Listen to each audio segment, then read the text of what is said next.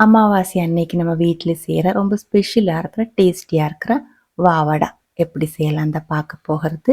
200 gram அளவுக்கு வெள்ளத்துக்குள்ளே 1/4 cup அளவு தண்ணி ஊற்றி நல்லா கரைய வச்சதுக்கு அப்புறம் 1 கப் அளவுக்கு துருவன தேங்காய் அதுக்குள்ளே சேர்த்து நல்லா மிக்ஸ் பண்ணியிருக்கு. தீ லோ ஃப்ளேமில் தான் வச்சிருக்கு. தேங்காய் நல்லா மிக்ஸ் ஆனதுக்கு அப்புறம் 1/4 கப் அளவுக்கு ப்ரௌன் அவல் கூடி சேர்த்து நல்லா மிக்ஸ் பண்ணி 1 டீஸ்பூன் அளவுக்கு ஏலக்காய் பவுடர், 1/4 டீஸ்பூன் அளவுக்கு சுக்கு பவுடர், 1/4 டீஸ்பூன் அளவுக்கு ஜீரக பவுடர் கூடி சேர்த்து நல்லா மிக்ஸ் பண்ணி தீ ஆஃப் பண்ணி எடுத்து வச்சிருக்கு. ஃபில்லிங் ரெடியாக இருக்குது. மாவுக்காக 1 கப் அளவுக்கு வறுத்த அரிசி மாவு, 1/4 கப் அளவுக்கு கோதுமை மாவு, 1/4 கப் அளவுக்கு ராகி மாவு, 1/4 கப் அளவுக்கு அரரோட் பவுடர். கூகை இருக்குல்ல, கூகைக்கிழங்கோட பவுடர் தான் அது. 1/4 டீஸ்பூன் அளவுக்கு உப்பு கூடி சேர்த்துருக்கு. சில பேர் உப்பு சேர்க்க மாட்டேன், நான் இப்போ கொஞ்சம் சேர்த்துருக்கு. நல்லா மிக்ஸ் பண்ணதுக்கப்புறம் 1 கப்பிலிருந்து 1/4 கப்பு வரைக்கும் சுடுதண்ணி ஊற்றி நம்ம இதை நல்லா பிசைஞ்சிக்கலாம்.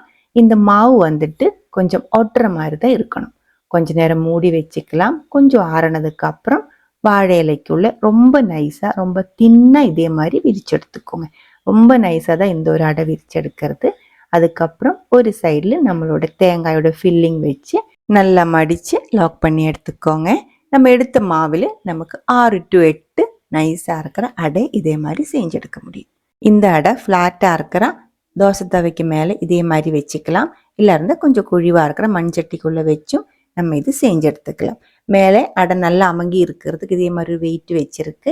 ஒரு சைடு வந்துட்டு ஒரு கோல்டன் ப்ரௌன் கலர் வரும்போது நம்ம இது திருப்பி போட்டு மறுபடியும் அதே மாதிரி அடுத்த சைடும் வேக வச்சு எடுத்துக்கலாம்.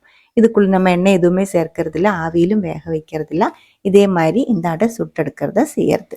ஆவியில் வேக வைக்கும்போது எடுக்கிற அடை மாதிரி சாஃப்டாக இருக்கிற ஒன்று கிடையாது. கொஞ்சம் கட்டியாக இருக்கிற அடையாக இருக்குது. ஆனால் ரொம்ப டேஸ்டியாக இருக்கும்.